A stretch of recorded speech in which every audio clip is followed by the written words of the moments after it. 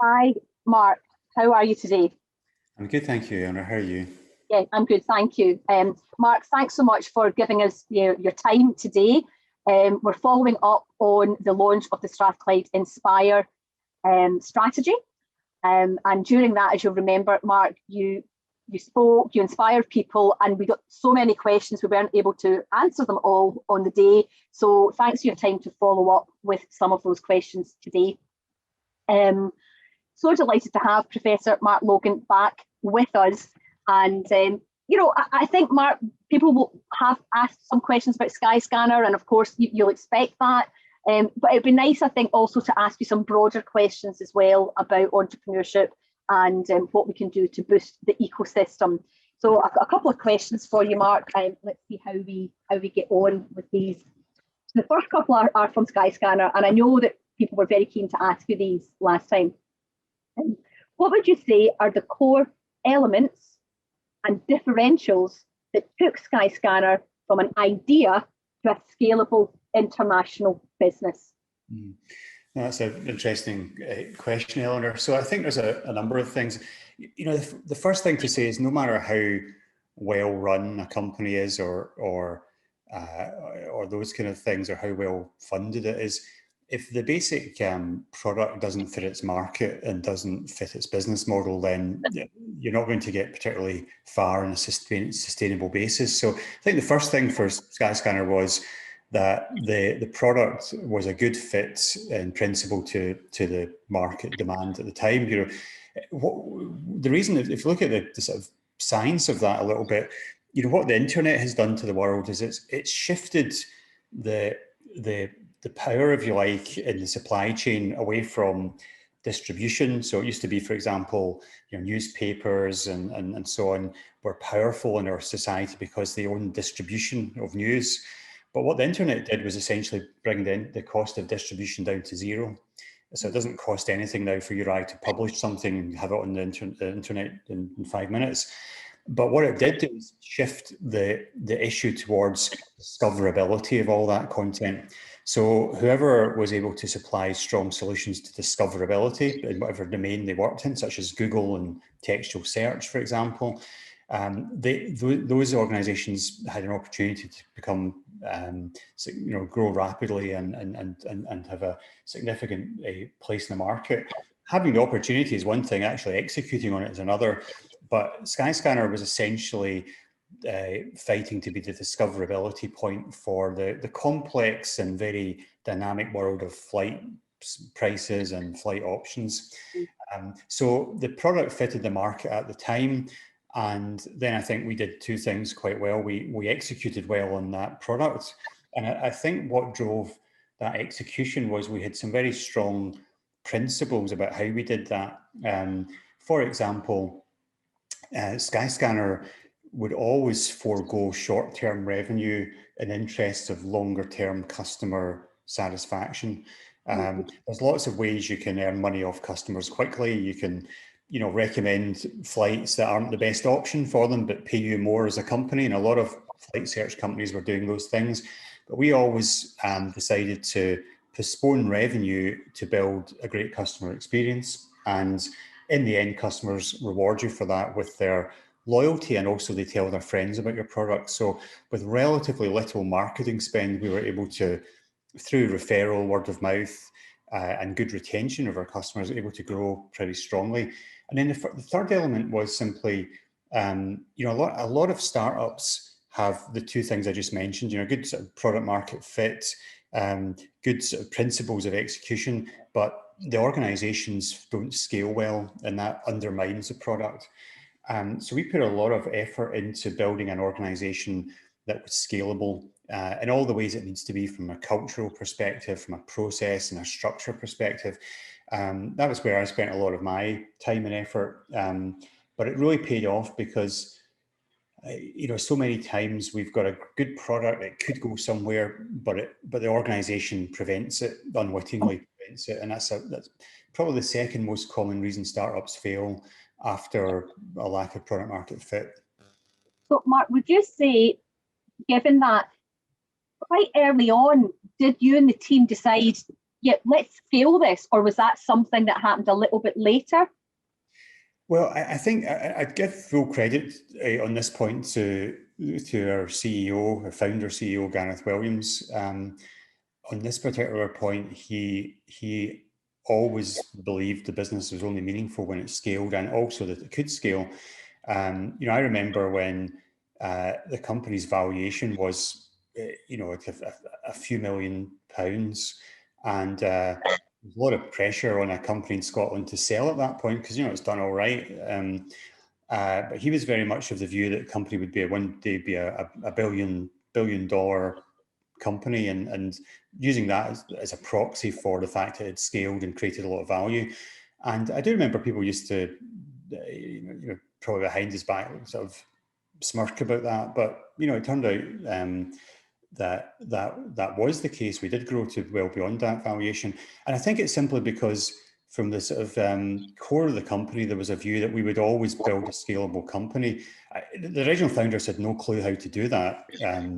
But the fact that the CEO made that an imperative was helpful, because that led to people like me being hired, for example, and others who knew how to do those kind of things. So I think that was super important. The business model could be scaled, and the CEO wanted to postpone any exit so that we could scale it. And I think that set a tone that invited the chance to do that. That's quite unique, actually. I mean, I suppose more companies might be thinking that's possible now because they've seen it having been done. But at the time, particularly in Scotland, that's a brave thing to do. It's a really progressive, positive thing to do. And one of the things that I was always interested in was a particular approach that was used in Skyscanner, which was around sprints, and just being able to make fantastic progress really quickly by having teams coming together and just working on them. And could you say a little bit about that for us at all? Yeah, certainly, and just on your last point as well, Eleanor, I think the more exemplars we have that people can copy and believe that it's possible, the more further exemplars we'll create. So it's super important that we get a few breakthrough companies and that we recycle experiences amongst our community. So that's why I often talk about the importance of that market square where we learn from each other. But to your question, a mistake I think a huge number of companies make is they read about Agile, for example, and they read about the trappings of Agile, like that, we should do sprints, or we should have stand-ups, or we should do various things like that. And they attempt to implement those artifacts. And then they find that actually they're just going more slowly than before. And I think, in its early stages, Skyscanner made exactly those mistakes. And what is happening there is that when you start a company and you have maybe 10 people in a room, it's pretty easy to create processes and be agile, and agile in a sort of true sense of the term, like iterate quickly and flex with the market need. When you start to get bigger, what tends to happen is you still cling to the ways you used to work because they're familiar and comfortable, but they don't scale. So the organization starts to get slower and iterate less quickly. And the mistake people often make is at that point, they need to re-engineer how the company works for its new scale. But people don't like doing that because that's another way of saying you have to stop doing what used to work. It doesn't work anymore, but people have a real problem with letting go on what used to work. So what they do instead is they say, well, I read this stuff about Agile, or I saw this Medium article, or I watched something on YouTube. So they put on top of a thing that doesn't work, Agile artifacts, and all you've done is put another layer of stuff on top of some stuff. So of course it goes more slowly. So the thing that we reflected deeply on is it's always important not to focus on the trappings and artifacts of a methodology, but to focus on the core principle of it. And then it doesn't really matter what you call the things you do, as long as you understand the core principle. And Agile, for example, is about speed of iteration. It's about how quickly can you iterate. And the reason that's important in the startup world is because you don't actually, no one can give you a specification as to what to build. Nobody knows what you should build. By definition, startups are usually trying to do something different. So therefore, you're working in a very uncertain environment, and being able to iterate very quickly allows you to course correct very frequently. So what we regularly did was look at our organization and say, what's essentially our speed of iteration? Is it slowing down? Is it speeding up as we grow? And what do we need to do to change about that? And there's lots of different things that we did. Sprints are, one way of doing that. That's a way of recognizing that, you'll take a short step and look at the world and see where we are now and course correct. But more importantly, for me, is the importance of, as a company grows, you've got to take decision making away from the center and push it to the front line of the business where work's getting done. And when you start a company, all that decision making is done in the center because there is nothing else. There's just the center, just the founders. But as you grow the company, too often founders hold on to decisions. And what happens is that people on the front line of the business, where they're actually doing the work, have to wait too long for decisions. And eventually they stop asking and the company gets slower and slower. And Skyscanner, I remember when I joined Skyscanner, my first executive meeting, I found that item number 1 on the agenda was, should we buy company X? And that's a decision that the executive team should be making. Item number 2 was, should we give out luggage tags in Edinburgh Airport as a publicity thing? And that's absolutely not the decision that should be finding its way to the centre. But these guys used to make those decisions and they still held on to them. Now imagine you're in a company of 50 people and you're a young marketing person, you're trying to do some innovative stuff. That's not going to work, So not surprisingly at that point in its history, Skyscanner was just getting slower and slower. So, to give one example of what we mean by speed of iteration, if you push decision making out to the front line and invest in your people so they're not incompetent to make those decisions, which, can easily happen, then you can make decisions more quickly, you can move the business more quickly, and you're iterating faster. So in summary, it's not about, sprints or not sprints or agile or not agile. It's about fundamentally reflecting on what you need to do as a business to increase your speed of iteration. And that will guide you towards some agile principles and some other things. But that's super important. I really like that, Mark, this idea, just exactly as you're saying. We see it happening in organizations all of the time. The people, as you say, at the coalface, doing the work, often do have some brilliant ideas and suggestions as to what needs to happen. And it's almost like giving them the permission just to do that, just to get on with what they do well. The third question relating to Skyscanner, and you'll not be surprised about this, but we've been asked, what's your opinion about, I'm sorry for asking this, what's your opinion about the future of travel? And I suppose as we come out of COVID, how do you think we're going to get on? Well, I think there's going to be, for some period of time, and I'm talking beyond the immediate, lockdown situations, but less travel per capita. I think the mix is going to be, on the one hand, people have a kind of desire to travel, an urge to travel, to see the world and, make their lives richer. And that's not going to go away. What will reduce is business travel, because, there's been a great conspiracy over the last several decades where, there's a lot of business folks addicted to getting on planes, and when they're in planes, they think they're working. And there was no incentive for those people to discover that Zoom works just as well in many cases, not in every case, but many cases, and so on. But now businesses have been forced to embrace that. So it's unlikely that the accountants and CFOs in those businesses are going to forget the massive difference between this Zoom call, which is potentially costing us nothing, and of course other video tools exist, I should say. And getting a £5,000 business flight to somewhere. So I think that a big part of travel or air travel was business, and I think that's going to be less. There'll be pressure to build it back up again, and we'll eventually forget the lessons we learned, but it's going to be less for considerable time. I also think there's an increasing focus and understanding on the need to turn travel green, and we're a long way from doing that. So I think that's going to put a downwards pressure on travel. I think one reason a lot of business people get in planes is because of their loyalty cards, and I think governments will eventually catch up with that idea. So there's going to be some, reduction there. I think it will build up over time. Again, because the population's getting bigger, and just in absolute terms, it will get bigger. But these forces are going to, work forward and backwards. And I think you just see, compared to pre-COVID, where you saw a graph like this, you'll see a graph that's kind of like that. Is how I think it will go. And the question might lead to the question of, should I be building a travel startup?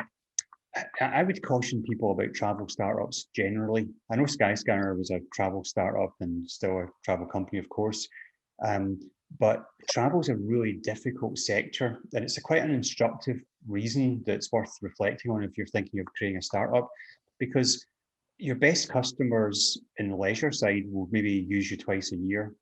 That's your best customers. Contrast that with, Amazon, where you might buy things once a week, twice a week, or, Facebook, where you might use the product several times a day. So it's quite difficult to establish growth and retention of customers. But even your best customers might forget you, that you exist, even if they're a great experience. And I see a lot of travel startups with, ostensibly real interesting ideas. Having a really good product and having a business is not the same thing. You've got to be able to make enough money from that product to pay salaries and everything else. So travel startups are difficult, even before COVID. Of course, there's plenty that break through, but I think the hit rate is quite low. And I wouldn't try and talk anyone out of going to travel, but I would ask them to go in there fully cognizant of these kind of frequency points. Okay, good advice then. So we'll get any budding entrepreneurs out there thinking very, very carefully about what sector, because I'm sure travel's one that's like that, but there will be others like that as well. Thank you, Mark. Okay, the next set of questions we have are around ecosystems, and obviously the report that you were commissioned to undertake last year, the review by Kate Forbes, has really received fantastic traction and been very interested. And you must be delighted that it's known as the Logan Report, if if nothing else. So here we go. Questions about ecosystems then. Given that ecosystems need to support socioeconomic change, how can we collectively showcase and demonstrate new entrepreneurial economic models? And I suppose this is very much thinking about this new normal that we might be coming into.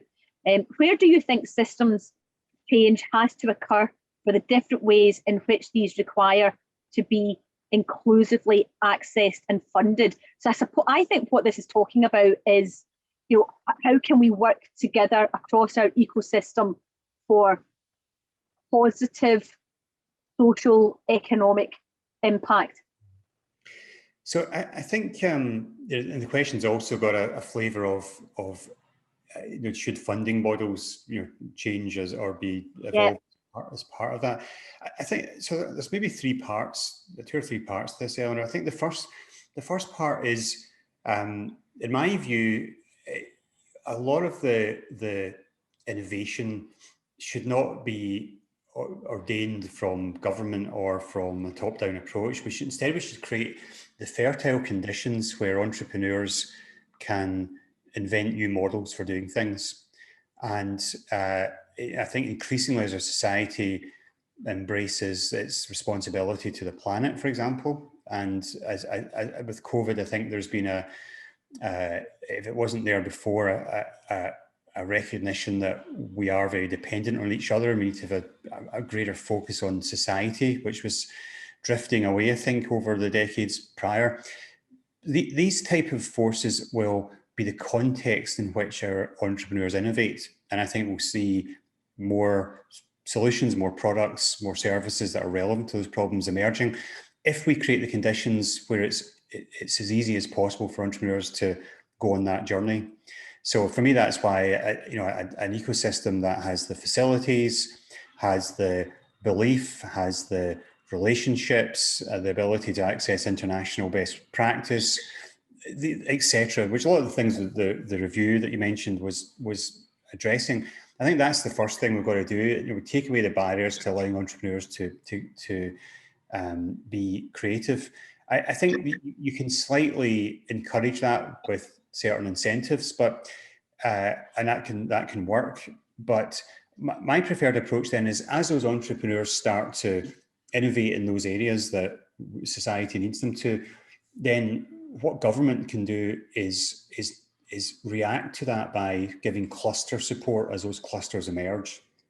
For example, if you know, Scotland was having its time again regarding windmill technology, to take a simple example, then as one or two startups started to bring forward product, we could have put cluster support in, you know, given them common campus, and you know, supported them and start setting up trade bodies or, you know, interest groups and so on. I think that's a much better approach than government trying to guess in advance what the categories are, because government moves 100 times more slowly than the entrepreneurial space, any government. So, you know, it's better to react than to try to preordain. And then that takes us to the third and final piece, which is funding. Now, I think that it's worth reflecting for a moment, why do tech startups need access to significant funding? You know, in a way that, and all companies benefit from some investment, but you know, you've seen tech startups often need significant funding. And I think it's because in the digital world, and a lot of our startups are digital, and they create digital products, in other words, you tend to see that the marginal cost of creating new customers, or you know, or instances of your product is almost zero. So, for example, if we're using Zoom here, if you know, if I'm a new user to Zoom, it costs Zoom almost zero to support me as a new user. But the capital costs to build the product are huge. You know, very expensive software engineers, product people, you know, server estates or similar. So you tend to find that tech companies need a lot of capital. Not always, I'm generalizing here, but need a lot of capital up front. And then once they get to growth, the cost of acquiring new customers is very low, or relative to maybe some other businesses. The cost of supplying the service is almost zero quite often, as opposed to the marginal costs of some other services. So that's why a funding model that recognises that's important. And that's why VC plays a significant part in the tech world. So we shouldn't be trying to eliminate VC. We should be trying to make it work better for Scotland. And there's, you know, if you look at as companies grow in Scotland, it's very difficult to, relative to some bigger ecosystems, to attract scale-up funding. So we need to address that. That said, you know, there's also arguments that we bring in other funding vehicles where we're not looking for companies that need to return 30 times initial investment. And a lot of VCs are looking for that because of their business model.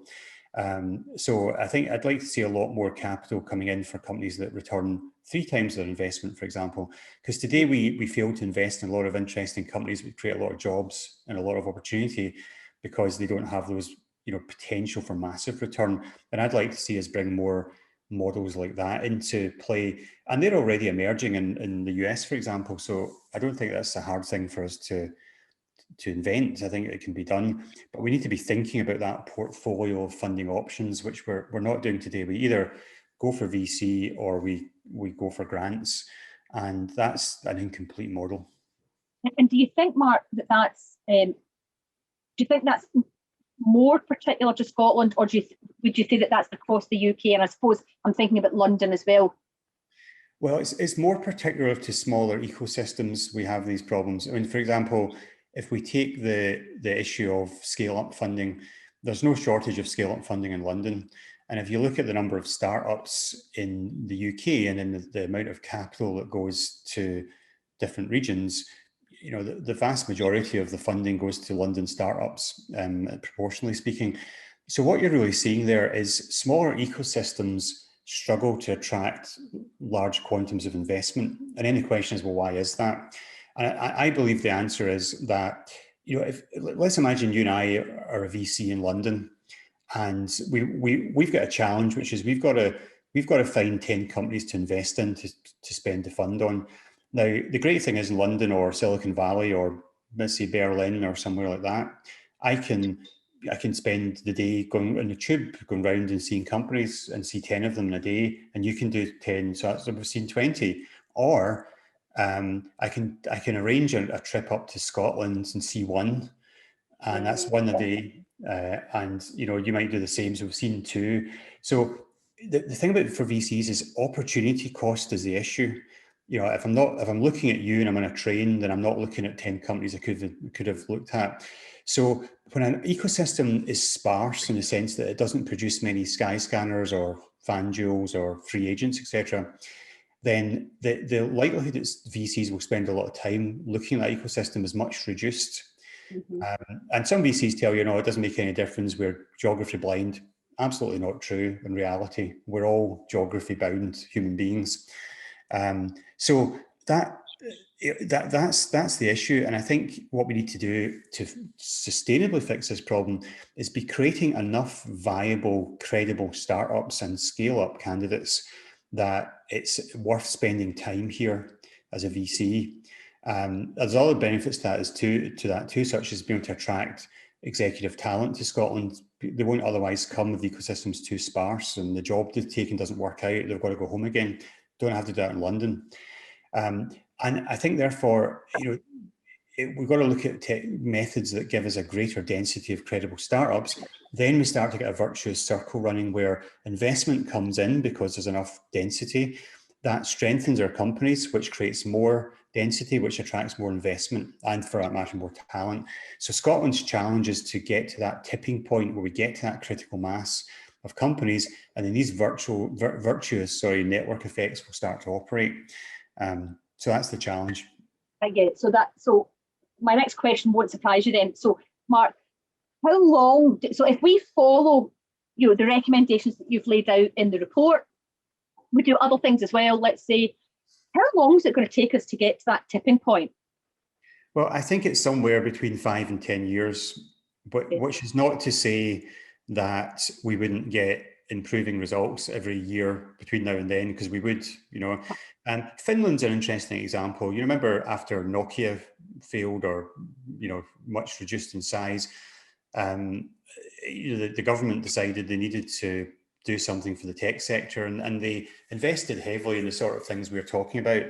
And Finland now boasts one of the highest startup exit rates in the world, for a very small country, same size as Scotland. So it took them about 10 years to really get going on that, but they got benefit all the way along. What I saw from Finland was a very coordinated approach to doing that. In Scotland, our respective agencies are often very parochial and struggle to think outside their own boundaries. And I think if we're going to get a similar result, we need to be, and this is why in my report I emphasize we've all got to look at this as a single system and make interventions together that benefit the output of the system, which is a greater rate of startups and scale-ups. Historically in Scotland, we tend to look at interventions in terms of what's convenient for this agency.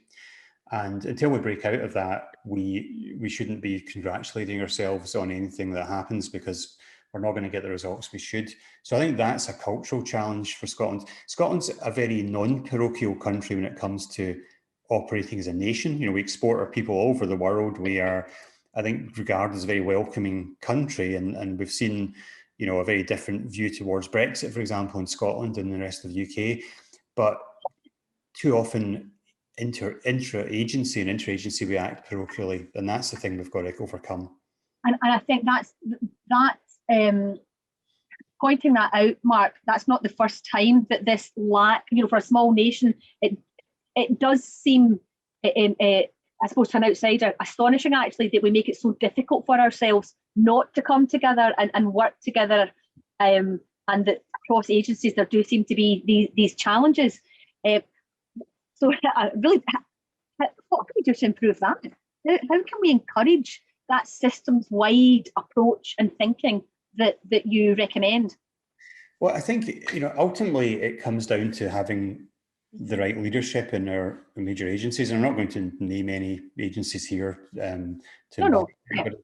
But it shouldn't be a hard thing for a small country to say, the system is the thing we're optimizing. How do I align my organization in support of that? So when I don't see that happening, I conclude bad leadership, and you change that leadership. When I do see it happening, I conclude good leadership. It's as simple as that. And I don't know how palatable that is for for people to hear or to parse, but you know, that's how it is. It's just as simple as that. So I'm hoping that, you know, what the report has done is create a common terminology and a common system model that we can all organise around. And I invite, you know, my sort of peers in Scotland in positions of influence to follow through on the consequences of that and have the courage to do that. Because yes, it is inconvenient, it is difficult, but if we don't do that, then we are failing the generation following us, and we should be ashamed of ourselves. And so, Mark, do you genuinely believe that we can do that? Because from what you're saying, it seems really, really important. We've got an opportunity to get this right. Your reports identified that. We have got the talent within Scotland across our university sectors and elsewhere. We have some form of ecosystem. It could be much improved upon. But do you think we've got the basic ingredients right for us to be able to make this happen? Well, you know, nothing that, you know, for example, the recommendations in the report say is difficult. You know, it's a bit like, I'll analogize this to like a tech startup, Eleanor. You know, you can build almost anything you like nowadays pretty easily within reason, if you can conspire as a team together to get it done. And so many times companies don't get stuff done because of it's a people problem. So I often say technology is a people problem, not a technology problem. And I think it's exactly the same at a larger scale of a country. There's nothing difficult in those reports unless we decide to make it difficult. Right. So therefore, you know, I'll reserve judgment, but in principle, of course we can do it. It just requires us to, you know, to work together to get that done. And I'm already seeing some, you know, really great examples of that. I'm not making a political point here, but I have been very impressed with how the Scottish Government at a senior level and many of the civil servants within the operation of government have energetically come around and embraced what we're trying to do here and are prosecuting it. I'm very pleased to see that. I think it's hugely encouraging. So yes, I think we can do it. And the only question is, are we willing to put up with some local inconvenience for the good of the overall system? If we are, then absolutely. We've done much bigger things in the past as a country. Yeah, brilliant. Moving towards closing, Mark, a couple of questions that have come in that are quite interesting. I'm sure you'll have a view on them. One is about diversity within the tech sector. And the question here is, how can we ensure that within the tech sector, entrepreneurship is open and available to everybody, that it's perhaps more diverse than it currently is? And, you know, I would probably open that out to right across STEM. You know, STEMs could be much more diverse than it is. I wonder if you've got any recommendations as to how we might be able to address that. Yeah, I mean, I think the first step, Eleanor, is to loudly admit that the current state of balance between, for example, genders or ethnicities is appallingly bad. Appallingly bad. It's not like slightly bad. It's appallingly bad. And therefore, I think we need to match our sense of outrage to the size of the problem. And the problem I have today is that there's no sense of outrage about it in general. There is maybe in those affected by it, but because they're the minority, because by definition, the overall impact is kind of low. So the way to measure that is, let's look at, you know, International Women's Day, LinkedIn stuff.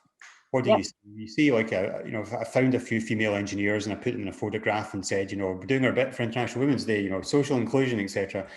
And nothing's changed in those companies the day after. So a response to this appalling imbalance in gender, to take that as an example, is to use soft language like, you know, we've got gender diversity initiatives. We've got, it all sounds very aspirational. When aspirational is another way of saying optional. So it all sounds very optional, soft language for a hard problem. So it doesn't change. And I'm struck how many times I sort of try and kick up some noise about this topic, and people say, yeah, we should look at that, and we set up a group to look at it. We don't need to look at it. We already know what the problem, the problem. So I think we need to, I think that the next step, or the step towards really emotionally embracing the magnitude of the issue, is to change the language we use about it. Not talk about social inclusion opportunities and so on, but to point out that we have gender ghettoization in our society. So, for example, for your women, you would certainly be a nurse, but I'm not sure you can be a consultant, but maybe we'll let some do that. We'll make it challenging, but you'll maybe get there. You can be a flight attendant, but occasionally you can be a pilot, and you can be a marketing executive, but you can't be a senior architect. Now, I know there's exceptions all the way through those cases, but in general, our society conspires to ghettoize based on gender. And a ghetto has walls, and it's hard to escape those walls. And, essentially, that's what we're seeing here in our society. So I would like companies, when they talk about the issue internally, to talk about it in more stark terms. It reminds me of how when The Guardian changed its language on climate from climate change to climate catastrophe, those articles read differently and you evoke a different response from their readers. So I think a small step on the way to addressing this is to get the discussion going and get the language used to match the size of the problem. Because what is the problem? Well, we're taking half of our best people, i.e. the women, out of our economy in certain areas. Why would we think that's a good idea economically? And we're denying our daughters the same opportunities as we give to our sons. Why do we feel okay about that? That's the problem. That's the moral and that's the economic problem. And I think we need to start talking in those terms. And from that discussion, I think some solutions start to appear. But until it's a soft option and it's a soft, aspirational thing, we're not going to change anything. Yeah, it seems to be at the moment nice. These are nice to have things rather than fundamental business or economic imperatives. And if we could recognise the benefits of actually addressing this in the same way that you would address any other, the lack of a well-developed ecosystem or whatever it might be. But until we start to do that, we might not make the progress we're making. Brilliant, thank you. Just one final point, Eleanor, is that the way you change it is you get a sufficient critical mass of women in senior leadership positions so it normalises. And I think we've got to look at how we support that. And it is a hostile environment going through the leadership tracks in a tech company. Not openly hostile, but it feels, in the definition used by psychologists, it feels like a hostile environment for women because there's not enough exemplars above them to feel okay about it. So our strategy should be directed towards creating a chain of exemplars for young people to look up to and protecting those exemplars, because the ride is a lot harder when you're female, for example, than it is when you're male. They often talk in Silicon Valley about the meritocracy of the valley, which is true if you're a white male who's been to Harvard. Yeah, okay. We've got to overcome. Yeah. So again, role models. In entrepreneurship, we talk a lot about having those not just aspirational role models, but role models that you can look to and say. When I say that, I mean not out of touch role models, but role models you can identify with. Could apply equally for what we're talking about here. Okay, thank you. Mark, I think that's all of the questions that I have for you, and I know that we've spoken for about 45 minutes and you're busy, so I don't want to take up too much more of your time. I just want to check, is there anything else, knowing that we're going to use these conversations to help young Scottish entrepreneurs or entrepreneurial thinkers, is there anything else you'd like to say to that group of young people that might be listening in at some point? Well, I know these are difficult times, and when you get to a certain age, you'll have experienced, several periods in life where times were difficult or very difficult, and your startups are difficult anyway. So my advice to people is reflect hard on when to stick with something and when to leave it. And people often fall on the wrong side of this. They either you know, they had a startup that got difficult, so they left because they could and got a job somewhere else in a bank and thought that was a good move. But all the startups I was in that were successful, we went through sometimes years of extreme difficulty to get them there. So sometimes you just got to stick with stuff if you want to get big results. And other times you've got to be willing to step back and say, this is wrong for me and I need to change something. And sometimes we don't, because we have been so focused on the thing we're doing that we've forgotten to look up and get perspective. So those two things I've just said are in contradiction, and that's life. You know, you've got to think, where are you on that spectrum? So I would urge people to always, you know, however difficult life is or the thing you're doing is consciously check in with yourself. Should I stick because sometimes that's the way to greatness, you know, and great results? Or am I actually sticking with it because it's painful, but it's comfortable in some way, and it's time to change? And I think if you can inculcate that to navigate these difficult times ahead, then I think I found that a helpful model. Brilliant, Mark. Thank you so much. And for anyone that's listening in, can I just remind everyone, this is the first of our Strathclyde Inspiring Conversations. We've been delighted to have Professor Mark Logan speaking with us today. And, you know, there's so much more I could have followed up with on every single point, Mark, but we don't have the time, but I'm sure we can, you and I can continue the conversation at other times. Again, to anyone else listening to us, this is the first conversation. There will be others, and you can join us through our various social media channels, and we will keep you posted on that. So, Mark, thank you very much. Thank you.